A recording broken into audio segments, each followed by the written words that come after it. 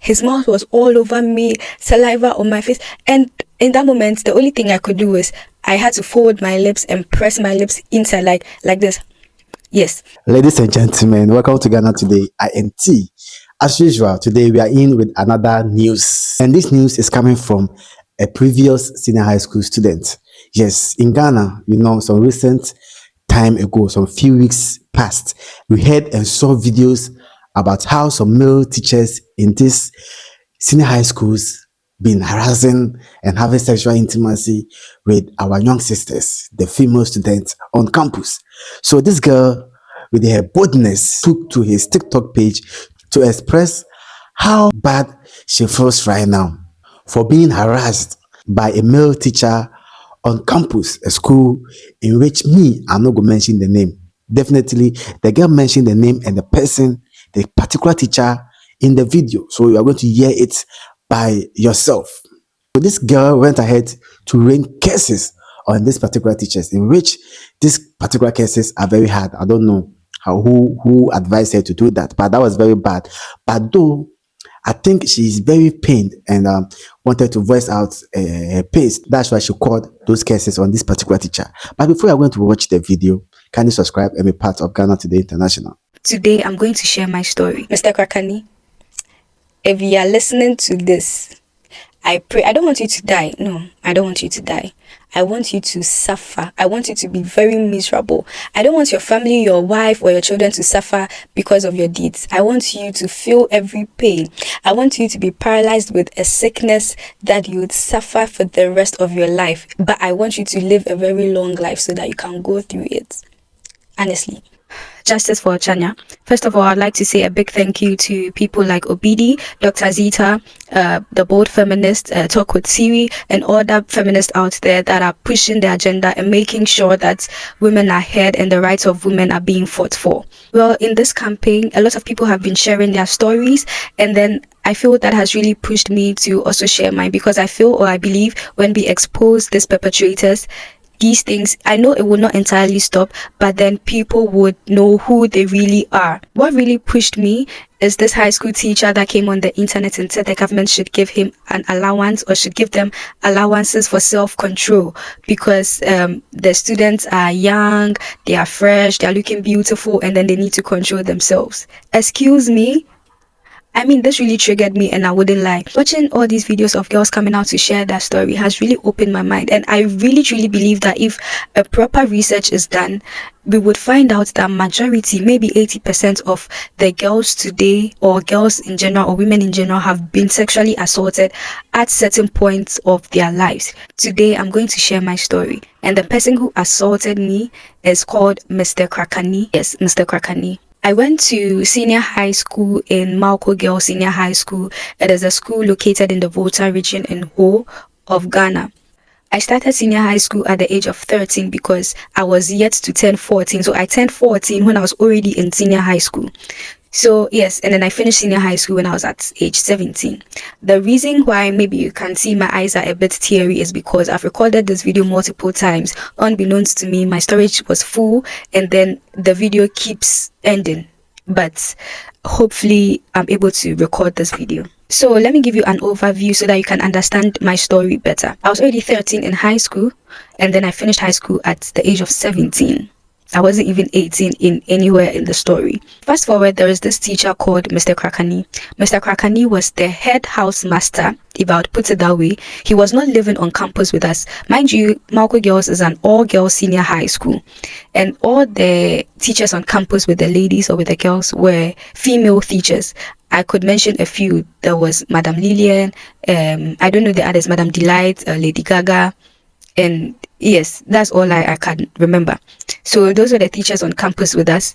And then Mr. Krakani was the head teacher because he had access to, I think, the plants or something. So if there was power outage, he comes to make sure the generator is turned on. If there is water issues, he comes to make sure it's fixed. He made sure the school was kept clean and all of that. So because of that gesture, or because of his responsibilities, he was deemed as one of the respected and honorable men on campus. That's why I believe he was given the head teacher title. Because Mr. Krakani was always up and about and very active in all of that and was seen as a good person, a lot of parents had entrusted their wards in his care. And my dad and my mom and my aunties are prime examples.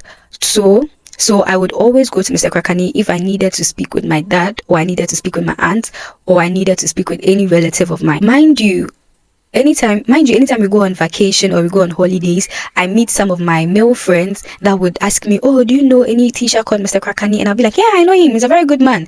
And then they'll be like, no, Mr. Krakani is trying to take their girlfriends and all of that. And I'm like, Mr. Krakani? Nah, he wouldn't do that. No, he's not that kind of person. Maybe it's just rumor, whatever. Until it happened to me. So fast forward up to WASI time. If you don't know WASI is like a general examination you write, and then when you pass the exam, you can go to the university to have your degree, your first degree or your HND. So as there was time for WASI and we were preparing, and I had just one last paper to write, which was economics. Mind you, in economics, in my whole school, I was considered one of the best economics students. In my class, I think the best economic students were from my class, general arts class. That was Alice and I. And funny enough, Alice was my assistant class rep and I was the class rep. So we were the best economic students overall in the school. So let's put that fact aside. So we just had one last paper to write, which was economics. And then unbeknownst to me, my dad had already planned with my big sister to pick me up the next day after my paper. Like, so after my final paper, I'm just leaving the next day. I saw Mr. Krakani on campus and I greeted and whatever. And he told me, oh, your dad wants to speak to you and whatever. I had no idea that my dad had made these plans. Mind you, we had spoken about it, but we had not really finalized. So I didn't really know the plans of my dad. So I said, okay. And I followed Mr. Krakani to his office to speak to my dad, because that is the usual. We go to his office, he calls our parents, and then we speak to our parents. So after speaking with my dad, he gave me the rundown that my sister and her husband would be picking me up from school, and then they'll be taking me home right after my economics paper. So that means that I have to clear myself from school the very day I finish my economics, so that next morning I'll be out of school. So I finished the call with my dad, and then Mr. Krakani started engaging me in a conversation. He was like, oh, why don't you stay longer in Ho? You know, you have an auntie here. And I was, at first, it didn't even dawn on me. Yes, I did have an auntie in Ho. I'm speaking in the past because she's late, and rest in peace to her. But at that time, it had not even crossed my mind, and I was wondering how he even knew that. But I just assumed that my dad probably mentioned it to him, so that's why he knows my auntie is in Ho. And he was like, why don't I stay with my auntie in Ho so he can show me around? Like, it's not good that I've come to the city, I don't know anywhere and whatever. And mind you, I didn't grow up in Ho, so the only route I know in Ho is the route from my auntie's house to my school. Sorry for the interruption. This is really frustrating because I've recorded this video multiple times. I started recording this video at 4 p.m. Look at the time. I don't know if you can see. But it's currently 8:48, almost 9 p.m. I've shot this video over and over again, and it's only after I'm done saying everything that I have to say and I go and check, and it's either my phone my phone goes off, or my storage is full, or something just happens and then the phone stops recording. Anyway, back to the topic of me sharing my story. I sincerely hope that as I'm sharing my story, it also motivates other young girls to speak out and expose all these perpetrators out there. Okay, so I looked back at the video and I realized I got to the point where I said the whole idea was to just finish my paper and then be out of school.